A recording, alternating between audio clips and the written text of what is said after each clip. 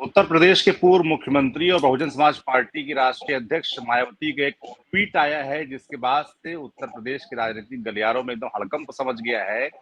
खबर यह है कि उन्होंने अपने उत्तराधिकारी आकाश आनंद को अचानक ट्वीट करके ये जानकारी दी है कि उनके उत्तराधिकार से उनको हटा दिया गया है। नेशनल कोऑर्डिनेटर का पद था उनके पास, वो उनसे छीन लिया गया है। राजनीतिक परिपक्वता आने तक ये पद उनसे दूर रहेगा। उनके पिता हालांकि जो उनकी पोजीशन है उसमें कायम रहेंगे। इस खबर के तुरंत बाद से ही एकदम सियासी हड़कंप समझ गया पंकज जी। अभी हमने हाल फिलहाल में देखा कि जिस तरीके से आकाश आनंद के ऊपर मुकदमा दर्ज होता है और उसके बाद उनकी रैलियां होनी बंद हो जाती हैं, और अब ये खबर है, कैसे देखा जाए इसको? देखिए, मायावती जो है बीएसपी चीफ, वो अपने फैसलों से चौंकाने मतलब चौंकाती रही है। और देखिए आज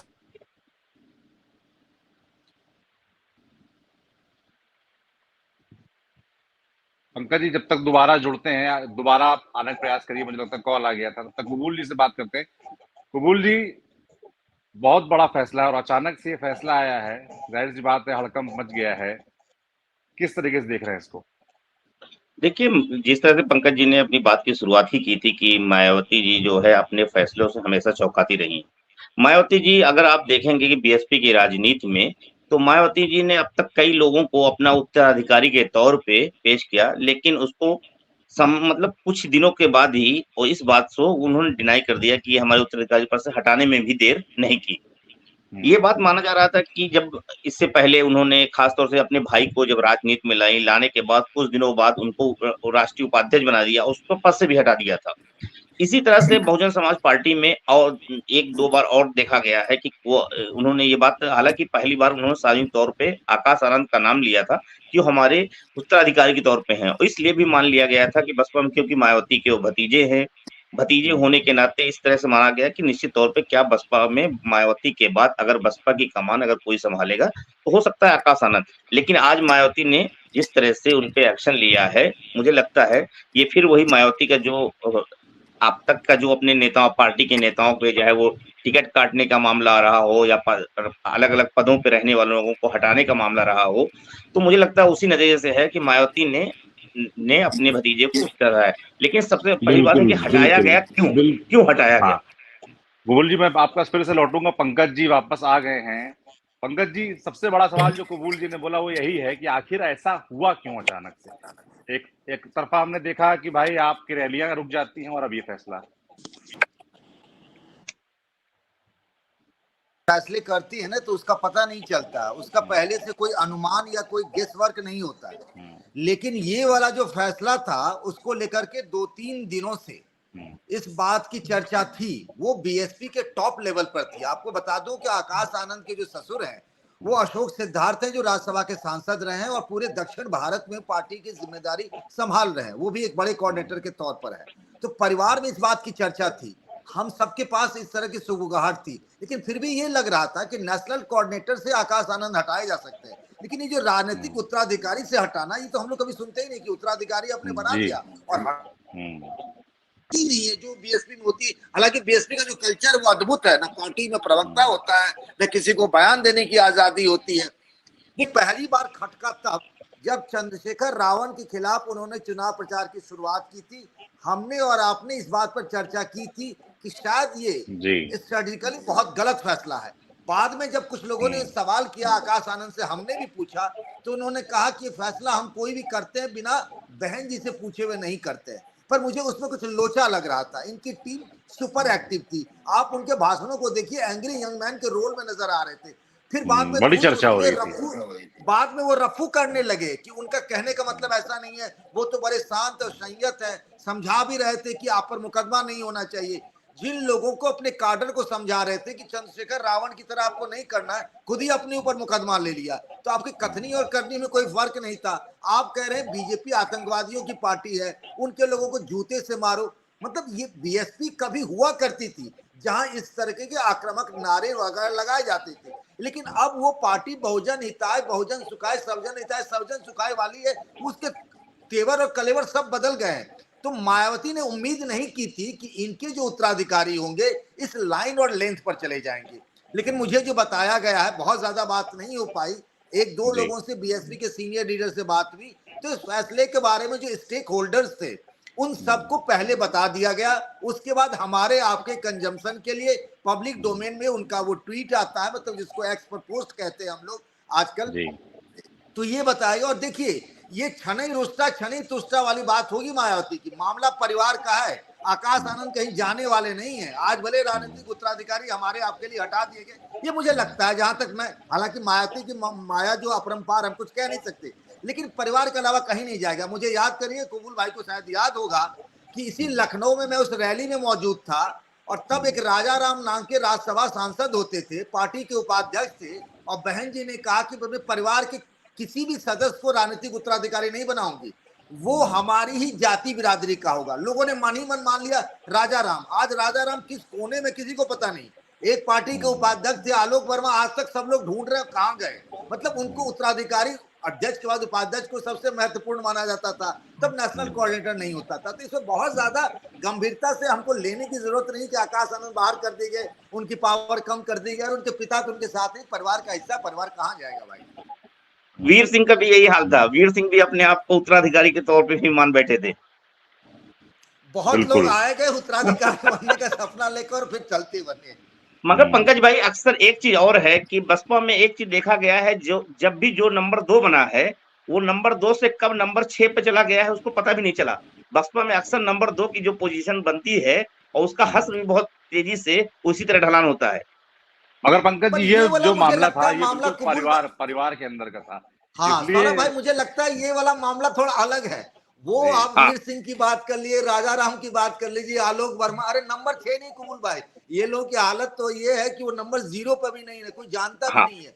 आलोक वर्मा को तो हम लोग आज भी ढूंढ रहे हैं कि भाई कौन था आलोक वर्मा, और कौन थे, किसी को कुछ पता ही नहीं, नाम पता है कि कोई थे। तो लेकिन यहाँ वाला मामला मुझे थोड़ा सा अलग लग रहा है, और क्योंकि बहन जी ने कई बार कहा बड़ा इमोशनल अटैचमेंट रहा है आनंद कुमार से, उनकी पत्नी से, उनके परिवार से, आकाश आनंद से, और आकाश आनंद को उन्होंने बहुत प्रमोट करने की कोशिश की। जब मायावती पर पिछले लोकसभा चुनाव के दौरान याद है मुझे बैन लग गया था, तो आकाश आनंद तब भी एक उत्तराधिकारी के तौर पर मंच पर दिखे थे, मायावती के बदले में उन्होंने भाषण दिया था। तो पिछले लगातार कई सालों से वो लगातार रहे। मुझे लगता है कि मायावती ने एक संदेश देने की कोशिश की है। वो मुझे लगता है संदेश ये है कि मेरे परिवार का ही, मेरे जिगर का टुकड़ा ही क्यों नहीं हो, लेकिन अगर उसने गलती की है तो मायावती के बारे में कहा जाता है ना, डिसिप्लिन, अनुशासन। जो महिला मुख्यमंत्री रहते हुए अपने ही सांसद को घर के बाहर लखनऊ में बुला लिया चाय पीने के लिए, और उसको पुलिस ढूंढ रही थी, उसको पुलिस से गिरफ्तार करवा दिया। तो मायावती जी ना, उनके पास वो आयरन लेडी जो कहते हैं उनके समर्थक, इस मामले में उन्होंने एक संदेश ये भी दिया, गलती मेरे परिवार का भी करेगा, उसको भी सजा भुगतनी होगी। बिल्कुल। मगर जिस तरीके से पंकज जी आप देखिए, हाल फिलहाल में आकाश आनंद वायरल हुए अपने भाषणों को लेकर, एक एंग्री यंग मैन वाली छवि बनी, और काफी लोगों ने पसंद भी किया। लोगों ने इसको बीएसपी का नया अवतार बताया, और कहीं ना कहीं कहा जो बीजेपी की बी टीम के तौर पर एस्टेब्लिश किया जाता था बीएसपी को, तो लोगों ने ये भी राय रखी कि इस छवि को तोड़ने की कोशिश करते दिख रहे हैं आकाश आनंद। और हाल फिलहाल जब से उनकी रैलियां बंद हुई, तो मैंने कहने के कटाक्ष के रूप में सही ये देखा सोशल मीडिया पर कि अब अगली रैली कब होगी, और रैली जो रोकी गई है, जो मुकदमा दर्ज हुआ, उसको लेकर तमाम लोग बीजेपी पर भी कटाक्ष कर रहे थे। तो जाहिर सी बात है, अब जब ये घटनाक्रम हुआ है तो इसको लेकर फिर एक बार कनेक्शन जोड़ने का प्रयास किया जाएगा। देखिए 2 दिन पहले ना, मतलब आधिकारिक रूप से तो नहीं बसपा का, लेकिन वो जो सूत्रों वाली कहानी होती है, ये जो सीतापुर में हेट स्पीच का मामला आया और जिस पर उन पर मुकदमा दर्ज हुआ, उसके बाद जब रैलियां बंद हो गई तो अनकन्फर्म्ड सोर्सेज के थ्रू ये कहा गया, आकाश आनंद की जो टीम है, आकाश आनंद ने टीम बना ली थी जो उनका सोशल मीडिया, उनका भाषण, प्रचार सब कुछ देख रहे थे।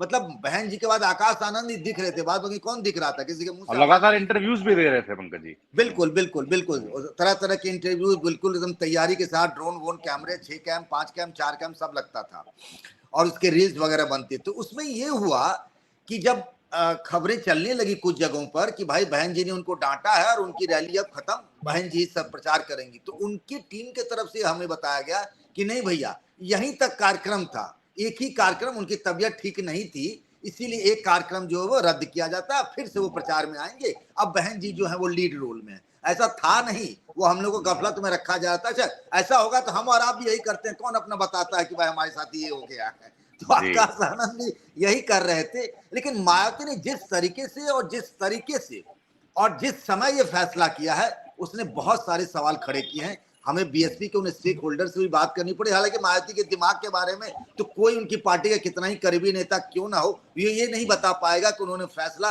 किस वजह से लिया है। लेकिन मोटे तौर पर अगर हम समझने की कोशिश करें तो मुझे लगता है कि ये 2-3 वजह जो हम लोग डिस्कस कर रहे हैं वो हो सकती है।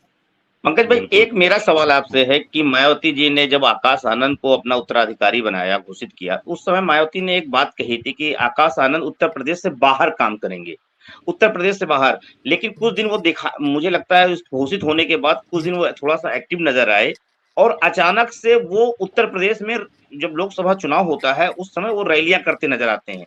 वो जिन राज्यों में उत्तर प्रदेश से बाहर उनको जिम्मेदारी दी गई, चाहे मध्य प्रदेश, दिल्ली, उन्होंने दिल्ली और फरीदाबाद में, हरियाणा में 1-2 बैठकें की, लेकिन उन्होंने पूरा चुनाव अपना उत्तर प्रदेश में लोकसभा के घोषित होने के बाद शिफ्ट कर लिया अपने आप को, और उत्तर प्रदेश में वो लगातार ताबड़तोड़ रैलियां शुरू कर दी। जैसा कि अभी आपने एक बात ये भी कही कि हमने उनकी जो टीम है, इत्तेफाक से आज शाम को हमने भी इसी दिशा में बात करने की कोशिश की कुछ लोगों से, और उनके जो खास तौर के जो जिन लोगों का आप जिक्र करते हैं उसमें से, तो हमने भी पूछा, तो उन्होंने कहा कि नहीं, दरअसल ये बात है कि ये जो प्रोग्राम बना था वो एक ही चरण के लिए बना था और वो पूरा हो चुका है। आकाश आनंद ने अपनी रैलियां करके समाप्त कर दिया है। तो हमने कहा भैया, अभी तो चुनाव दूसरे चरण का, आज वोटिंग तीसरे चरण की हुई है, अभी तो 4 चरण की वोटिंग बची हुई है, और वो अचानक कैसे खत्म हो गया? तो हमने कहा क्या इसके पीछे कोई और तो वजह तो नहीं है? कहीं नहीं, ऐसी कोई नहीं, बस ऐसी है, वो माहौल बनाया जा रहा। लेकिन जो आपने कहा वो सच है। लेकिन मेरा सवाल यही कि मायावती जो आकाश आनंद को जिम्मेदारी उत्तर प्रदेश से बाहर मिली थी, उत्तर प्रदेश में एक्टिव होना, क्या उत्तर प्रदेश में एक्टिव होना उनके लिए महंगा पड़ा है? देखिए, ये उनको उत्तर प्रदेश में एक्टिव किया तो ये तो बहन जी का ही फैसला था। और याद करिए, पिछले राजस्थान के विधानसभा चुनाव में मैं बहुत क्लोजली फॉलो कर रहा था आकाश आनंद, क्योंकि उन्होंने बाकायदा एक रोड शो किया था, रथ यात्रा की थी। बीएसपी में इस तरह का कल्चर होता नहीं है, बाकायदा मीडिया प्लानिंग हुई थी। और जिस तरीके से दूसरी पार्टियों में ना पूरे उनके चुनावी कार्यक्रम को एक इवेंट बनाया जाता है, जो प्रधानमंत्री नरेंद्र मोदी ने एक नई शुरुआत की है, तो वहां उनके साथ भी दिख रहा था। उससे पहले वो मध्य प्रदेश में थे, तो मुझे लगा भी, जो आप बात कह रहे हैं, मुझे भी यही बताया गया कि ये यूपी को छोड़कर बाहर के राज्यों में सक्रिय रहेंगे। तो उस लिहाज से छत्तीसगढ़, राजस्थान उनका ज्यादा फोकस था, मध्य प्रदेश वगैरह में। हालांकि जिस हिसाब से नतीजे आने थे वो नहीं आए, हालांकि हर जगह पर बीएसपी के साथ यही हुआ था।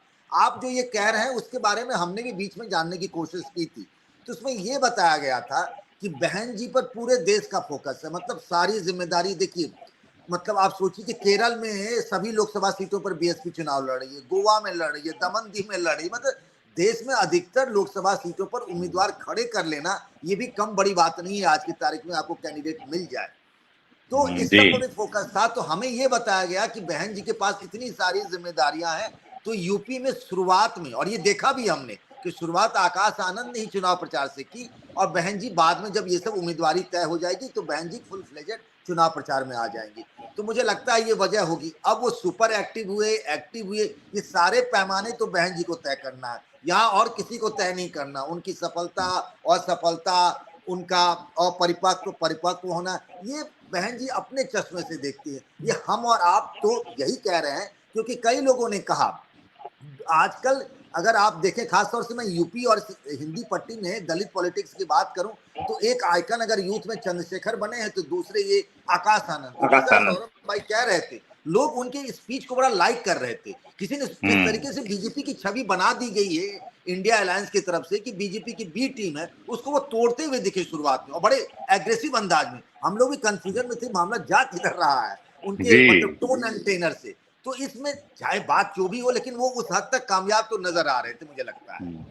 बिल्कुल, जैसे कि पंकज जी, कबूल जी, आप दोनों लोगों ने कहा कि परिवार के अंदर की बात है, तो परिवार के अंदर क्या कुछ चल रहा है, क्या कारण है, इसको समझना और इसको बूझना मुश्किल काम है। यही कुछ चीजें हमने कुछ दिनों पहले कांग्रेस में भी देखी, जब ये हुआ कि रायबरेली और अमेठी से क्या राहुल गांधी और प्रियंका गांधी दोनों लड़ेंगी। तो ये बात शुरुआत में 1 महीने पहले हम डिस्कस कर रहे थे, तो मुझे अच्छे से याद है कि इस तरह की थ्योरी आ रही थी कि सोनिया गांधी नहीं चाहती हैं कि परिवार के तीनों सदस्य चुनावी मैदान में उतरे, क्योंकि वो खुद राज्यसभा में है, राहुल गांधी वायनाड से लड़ ही रहे थे, प्रियंका गांधी भी अगर लड़ेंगी तो परिवार को लेकर एक मैसेज जाएगा कि देखिए पूरा परिवार लड़ रहा है। ये इसी चीज की चिंता कहीं ना कहीं अखिलेश यादव को भी सताती रहती है। तेज प्रताप यादव की जब बात आई, आदित्य यादव की टिकट की जब बातचीत थी, तब भी यही चिंता सता रही थी कि परिवार को लेकर जो परसेप्शन है कि पूरा परिवार राजनीति में आ गया है, तो परिवारवाद का क्या गलत मैसेज जाएगा, जनता इसको गलत तरीके से रिसीव करेगी, तो इसकी चिंता मुझे लगता रहती है।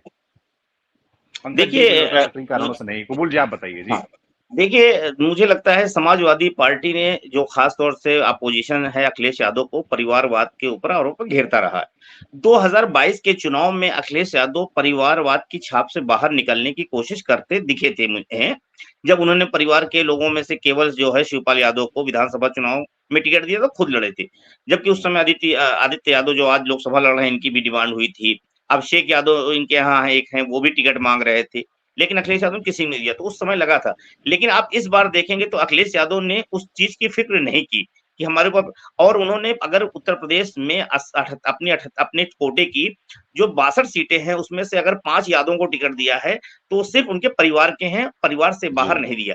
तो अखिलेश यादव ने मुझे लगता है इस बार इस चीज की परवाह नहीं की कि हमारे ऊपर परिवारवाद का आरोप लगेगा या नहीं लगेगा, लेकिन उन्होंने उसको उतारा क्योंकि उनको पता था कि अगर हमारे परिवार से लोग लड़ेंगे तो जिन सीटों पे मजबूती से लड़ेंगे। और इस बार आज का जो चुनाव है आप देखिए उनके परिवार से 3 लोग लड़े और वो बहुत स्ट्रेटेजिकल चुनाव लड़े, इसीलिए इस चरण में उनके काफी स्थिति मजबूत मानी जा रही है जी। ये बात जरूर है कि फिरोजाबाद बताई हूं 3 सीटों पर। हाँ, लेकिन इस बार कांग्रेस की तरफ में ये बात है जो खासतौर पर गांधी परिवार में ये बात होती रही, लेकिन दरअसल अगर देखा जाए तो ये अभी स्ट्रेटेजिकल तौर पे भले ही ये कहा गया हो कि प्रियंका लड़ेंगी तो ये होगा, लेकिन दरअसल क्योंकि राहुल गांधी 2 सीटों से चुनाव लड़ रहे हैं, वायनाड से और रायबरेली से, दोनों उनकी पारिवारिक सीट है। और अगर खास तौर से दोनों लोग अगर चुनाव लड़ते तो प्रचार करने के लिए दोनों अपनी अपनी सीटों पे सीमित हो जाते, थोड़ा सा लगता है कांग्रेस के प्रचार में प्रभाव पड़ता। और कल की अगर बात आती राहुल गांधी इस्तीफा देते तो फिर उस सीट से कौन लड़ता चुनाव। तो मुझे लगता है वायनाड, और राहुल गांधी जिस तरह की बात कर रहे हैं कि वायनाड सीट से जो उनके बुरे दौर में शादी 2019 में जब वो लोग हार गए थे, अमेठी के लोगों ने मुंह फेर लिया था, तो वायनाड के लोगों ने उनको सराखों बैठाया, तो ऐसे में वायनाड को कैसे छोड़ें। लेकिन राहुल गांधी क्योंकि चुनाव लड़ना नहीं चाहते थे दूसरी सीट से, लेकिन उनको जब हुआ गांधी और सोनिया गांधी के दबाव पड़ा, मल्लिकार्जुन खड़गे ने कहा और पार्टी में भी, तो राहुल गांधी ने अमेठी के बजाय रायबरेली को चुना। रायबरेली को इसलिए चुना कि रायबरेली अमेठी की तुलना में ज्यादा सेफ सीट है, एक कारण है। दूसरा कारण ये था कि अगर प्रियंका गांधी कल के हम सीट छोड़ेंगे तो प्रियंका गांधी भी चुनाव लड़ सकती हैं, तो इस तरह से सोनिया गांधी। लेकिन हाँ ये बात जरूर है कि इस बार थोड़ा सा कांग्रेस ने स्ट्रेटेजिकल उतारा है, और वो दरअसल अमेठी से चुनाव लड़ने के बजाय खुद वहां से अपने परिवार के करीबी को लड़ाया गया, ताकि एक तरह से जो स्मृति ईरानी का एक नैरेटिव है कि गांधी परिवार, क्योंकि उस वहां लड़ के थोड़ा सा वो उसको गेन करने का मौका नहीं देना चाहती हैं। आप देखिए कि स्मृति ईरानी अब किशोरीलाल शर्मा को घेरने का कोई मौका नहीं पा रही हैं, तब भी गांधी परिवार को याद बना रही हैं। आज भी उन्होंने बयान दिया कि सोनिया या राहुल या प्रियंका 2 भाई बहन में से कोई भी आ जाए, हमसे सार्वजनिक रूप से किसी मीडिया में बहस कर लें, अपने मनमाफिक पत्रकार चुन लें, अपने मनमाफिक चैनल चुन लें, बहस कर लें। तो दरअसल वो उनको घेरने के लिए क्योंकि स्मृति ईरानी को तभी तो पूरी देश में हाईलाइट मिला, क्योंकि वो इसलिए नहीं मिला कि अमेठी जीती, दरअसल राहुल गांधी को हराया चुनाव, इसलिए। तो अब बात आती है बसपा में। दरअसल बसपा में निश्चित तौर पे मायावती जब राजनीति में आई थी, काशीराम जब आए तो काशीराम ने जब पार्टी खड़ी करी, वो अपने परिवार से किसी को नहीं आए और खुद मायावती को उन्होंने वो किया और मायावती को बढ़ाया, मायावती को पार्टी की कमान सौंपी। मायावती को भी ये माना जा रहा था कि मायावती ने भी शादी नहीं किया था, वो कुछ नहीं किया था पारिवारिक जीवन, और लेकिन वो अपने साथ आकाश आनंद को रखे रहती, और मायावती भी कहा करती थी कि बसपा में कोई परिवारवाद के वो नहीं रहेगा। लेकिन धीरे धीरे जब मायावती ने अपने भाई आकाश आनंद को पार्टी में उपाध्यक्ष पद पे वो पद दिया, और उस समय कहा कि आकाश आनंद का बहुत बड़ा योगदान है बसपा में, ये है, मतलब इस तरह से उनकी पृष्ठभूमि तैयार की, और करने के बाद आकाश आनंद उनको अपने भाई आनंद को उपाध्यक्ष बनाया। अब उसके बाद आनंद के बाद जब मायावती 2017 में जब सहारनपुर में की घटना हुई, आपको याद होगा, जब दलित और क्षत्रियों की राजपूतों की लड़ाई हुई, उस वक्त भीम आर्मी जब पहली बार चर्चा में आई, वहां पे जब जिसके लिए मायावती ने अपने राज्यसभा पद से भी इस्तीफा दे दिया था, आपको याद होगा, और वहां पहली बार जो आकाश आनंद मायावती के साथ नजर आए थे, तो वहीं पे सार्वजनिक रूप से अगर साथ में देखा जाए तो वहीं सहारनपुर के साथ गए थे। तब लोगों की नजर पड़ी ये कौन लड़का है, कौन है जो मायावती के साथ नजर आ रहा। फिर मायावती के साथ वो लगातार बैठकों में नजर आने लगा। दरअसल मायावती ने धीरे धीरे उसकी बसपा की राजनीति और उनको राजनीतिक रूप से स्टेब्लिश करना शुरू किया, अपनी बैठकों में शामिल करते थे और उनके साथ बैठते थे और उनको बताते थे। उस तरह से मायावती, जब 2019 का लोकसभा चुनाव हुआ, उस वक़्त मायावती के साथ हर रैली के मंच पे वो आकाश आनंद नज़र आते थे। आगरा में उनकी पहली रैली हुई थी, मुझे याद है। उस पहली रैली में उन्होंने संबोधित भी किया था। आगरा की वो पहली रैली थी। हाँ, आगरा के लिए इसलिए हम वो इसलिए भी बसपा की राजनीति में इम्पोर्टेंस है, क्योंकि वो दलित राजनीति की प्रयोगशाला मानी जाती है। भले ही बसपा लोकसभा कोई चुनाव आगरा में न जीत पाई हो, लेकिन वो भीम उसको भीम जिला कहा जाता है या भूमि भूमि कहा जाता है, यानी कि दलितों की भूमि एक तरह से कहा जाता है। और मुझे याद है कि उत्तर प्रदेश में जो भी दलित राजनीति के प्रयोग हुए हैं, चाहे वो आरपीआई अंबेडकर के दौर की रही हो, वो भी उसके लिए भी आगरा पृष्ठभूमि रही अब, या काशीराम ने भी आगरा को बनाया।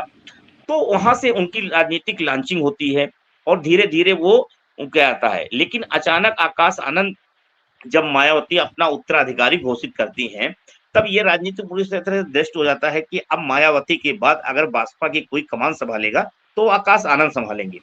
मुझे मुझे याद है कि उनके आकाश आनंद के जो बहनों की शादी, मतलब भाई हैं और उनके परिवार में और जगह मायावती मुझे इस तरह नजर नहीं। आकाश आनंद की शादी में पूरी तरह से वो बड़ी चढ़ी नजर रही। उन्होंने पार्टी के कैडर के ही आकाश जो अशोक सिद्धार्थ हैं, उनकी बेटी से शादी भी करवाई उनकी। और वो जिस तरह से मायावती ने उनको बढ़ाया, और मुझे इस चुनाव में मुझे ये बात लगती थी कि आकाश आनंद क्या उत्तर प्रदेश में सक्रिय होंगे, लेकिन अचानक जब उत्तर प्रदेश में सक्रिय हुए, उससे एक वो चर्चा में लाइमलाइट में आए। जो बात अभी कह रहे थे पंकज जी, आपने जो बात कही निश्चित तौर पे, जो क्योंकि आज की राजनीति बदली हुई है। आज का जो दलित मतदाता है, खास तौर से यूथ मतदाता है, उसको थोड़ा सा, क्योंकि मायावती पहले की जो बसपा की राजनीति करती थी, अब उससे थोड़ा अलग कर रही हैं अपने आप को। अब जमीनी तौर पे कहीं जाति नहीं दिखती है, कहीं सक्रिय जमीन पे सक्रिय नहीं।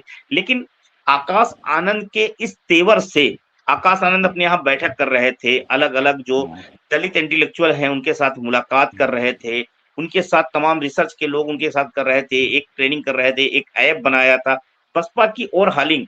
अगर देखा जाए तो बसपा 2.2 करके एक तरह देखा जाए, 02.2 के तरह से बसपा को लॉन्चिंग तरह दूसरी, जैसे दोबारा बसपा को लॉन्चिंग करने की नए अवतार में बसपा को लाने के लिए कोशिश कर रहे थे।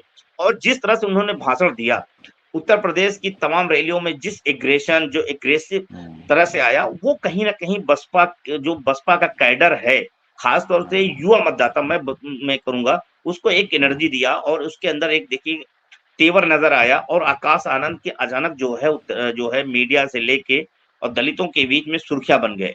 और मुझे लगता है कि यही चीज जो है उनके लिए घातक भी साबित हुई। जितनी तेजी से उन्होंने बुलंदी छुआ, उतनी ही तेजी से उन्होंने और वो किया। भले ही मायावती ने एक्शन लिया हो, लेके संदेश देने की कोशिश की हो, लेकिन मुझे लगता है कि बसपा में भी एक बड़ा वो है जो आकाश आनंद को लेके बहुत कॉन्फिडेंस नहीं दिख रहा, बहुत ज्यादा वो सेफ नहीं मानता। क्योंकि मुझे लगता है कि आकाश आनंद जिस तरह की राजनीति कर रहे हैं, वो जिस तरह की राजनीति को एस्टेब्लिश कर रहे हैं, वो कई बसपा के बड़े खास तौर से कोऑर्डिनेटरों के लिए वो चिंता का सबब बन सकता है कल उनके लिए। तो उनको अपने लिए खतरा भी नजर आता है। तो मुझे लगता है वो भी कहीं ना कहीं इसमें इस भूमि को तैयार किया। जब आकाश आनंद के खिलाफ FIR हुई होने के बाद, मुझे लगता है ये सब चीजों को लेके मायावती को जो बताया गया होगा, मायावती ने भले ही अपने फैसले लिया, कैसे लिया ये तो मायावती बताएंगी, लेकिन मुझे जो लगता है कि मायावती को चीजें बताई गई। आकाश आनंद के पैरेलल भी बीएसपी में एक कोई टीम है जो आकाश आनंद के विरोध में भी स्टेब्लिश हो रही है,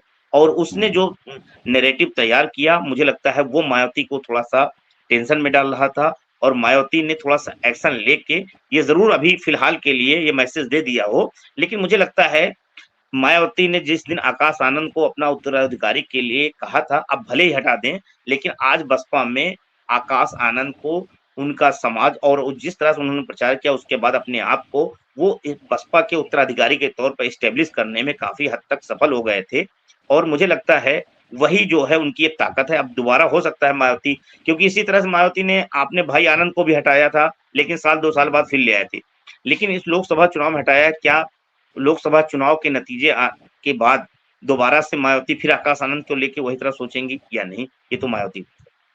बिल्कुल, अब देखने वाला होगा कि अगला कदम क्या होगा मायावती का, क्योंकि अब तमाम लोग तो इसको डिकोड करते रहेंगे कि आखिर इस फैसले के पीछे क्या कारण रहे। जिस तरीके से आकाश आनंद अचानक से लोकप्रिय हुए, दलित समाज के बीच अपनी पहचान बनाई। बीएसपी की जो एक 2.0 वर्जन की जो चर्चा हो रही थी उसको लेकर उन्होंने पूरी पृष्ठभूमि रखी, सोशल मीडिया पे वायरल हुए, खूब इंटरव्यूज आए, लोग तारीफ भी कर रहे थे, चंद्रशेखर से कंपैरिजन भी हो रहा था। और दलित समाज के बीच जब मैं इलेक्शन में घूम रहा हूँ तो मैंने जब बातचीत की तो आकाश आनंद को लोग पहचानने लगे हैं, क्योंकि मायावती ने खुद उनको उत्तराधिकारी घोषित किया था तो उनको एक्सेप्ट भी कर रहे थे। मगर अब तो अचानक से ये फैसला आया है तो जाहिर सी बात मुझे है लग, कंफ्यूजन पैदा होगा फील्ड पर भी, इसको भी देखने वाला होगा। हाँ सौरभ भाई, इसमें कोई शक नहीं है कि जिस तरह से आकाश आनंद ने इस चुनाव में अपने आप की लॉन्चिंग की है, एक तरह से अलग नए अंदाज में, जिस तरह से तेवर में, क्योंकि मैंने आकाश आनंद का 2019 का भी भाषण सुना था। 2019 में बहुत सौम्य तरीके से, बहुत सरल तरीके से बोल रहे थे, बहुत ठहर के, उनके मुझे पहले लगता है हो सकता है या पहला भाषण रहा हो, वो बहुत सहज तरीके से बोल रहे थे, बहुत हल्के अंदाज में बोल रहे थे। लेकिन इस बार जिस तरह से अभी पंकज भाई भी कह रहे थे, जिस तरह से हमने देखा भी एंग्री एक तरह से एकदम तेवर में, आक्रामक अंदाज में, बसपा को एक नई ऊर्जा की तरह लग रहा था, नया बसपा का उत्तराधिकारी मिल गया है।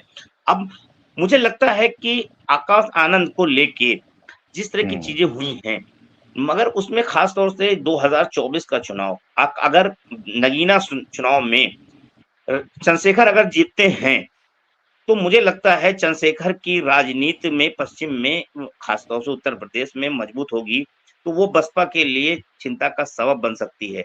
अगर उस नैरेटिव आकाश आनंद, वो चंद्रशेखर की राजनीति को कोई अगर काउंटर बसपा में कर सकता था तो वो खास तौर से आकाश आनंद कर सकते, क्योंकि जो दलित समुदाय है, भले ही बसपा में तमाम राष्ट्रीय नेशनल कोऑर्डिनेटर हों या तमाम कोई हो, लेकिन जो समाज है वो नेता किसको मानता है? नेता वो मायावती को मानता है। अगर मायावती के बाद किसी दूसरे को अगर नेता के तौर पे अगर स्वीकार किया है, भले ही अभी दलित समुदाय के बुजुर्ग या जो है 50 साल की उम्र के लोग ना हो, लेकिन जो 25 साल से लेके 18 से 20 साल से लेके जो 35-40 साल का युवा है, वो आकाश आनंद में अपना नेता देख रहा था। उसको लग रहा था कि अगर चंद्रशेखर की जो राजनीति है, उसकी राजनीति के सामने आकाश आनंद उनको एक नेता के तौर पे मिल सकते हैं। आकाश आनंद आक्रामक प्रचार करते हैं, दलितों के मुद्दे को आक्रामक तरीके से उठाते हैं, और उनको लग रहा था कि ये वो नेता है जो बसपा की राजनीति को आगे ले जा सकता है। और ऐसे में मायावती का ये एक्शन जो है वो आकाश आनंद के लिए जरूर निश्चित तौर पे एक बड़ा झटके के तौर पे है। तो वहीं से जो बसपा में आकाश आनंद को देख रहे थे और एक नई उम्मीद के साथ देख रहे थे, उनके लिए भी एक बड़ा झटका है। मुझे लगता है वो भी कहीं ना कहीं निराश होंगे, और ये बस और इस फैसले पे मायावती को अंत मंथन करना पड़ सकता है। मैं जो मान रहा हूँ, क्योंकि बहुत कल ये चीजें दिखेंगी, क्या वो दलित समुदाय जो मायावती के तमाम फैसलों को स्वीकार कर लेता था, चाहे टिकट कटना हो या किसी नेता को गिरफ्तार कराना हो या किसी तरह के किसी के पदों से हटाना हो, क्या आकाश आनंद को इस पद से हटाए जाने के बाद जो बसपा का यूथ है, जो दलित समुदाय का यूथ है, क्या वो उसे स्वीकार करेगा? जो आकाश आनंद को अपना नेता के तौर पे देखने लगा था, अपना एक दलित रहनुमा वो आकाश आनंद में देख रहा था, उसको वो मानेगा या नहीं, ये बड़ी बात। बिल्कुल, ये बड़ा प्रश्न है जिसका जवाब बिल्कुल हम लेने का प्रयास करेंगे। मैं प्रयास करूंगा कि अगले जिस भी जिले में मैं पहुंचता हूं वहां दलित बस्ती खासतौर पर युवाओं से बातचीत करूं और ये जो प्रश्न एक उठा है उसके बारे में उनसे जवाब मांगूंगी कि मायावती के इस फैसले से वो लोग कितना संतुष्ट है, कितना खुश हैं। बाकी जो अपडेट थी वो हमने आप तक पहुंचाई। ऐसे जो भी राजनीतिक अपडेट्स होंगे उत्तर प्रदेश से जुड़े वो आप तक हम पहुंचाते रहेंगे। आप देखते रहिए TV9 डिजिटल। कबूल जी, आपका बहुत शुक्रिया।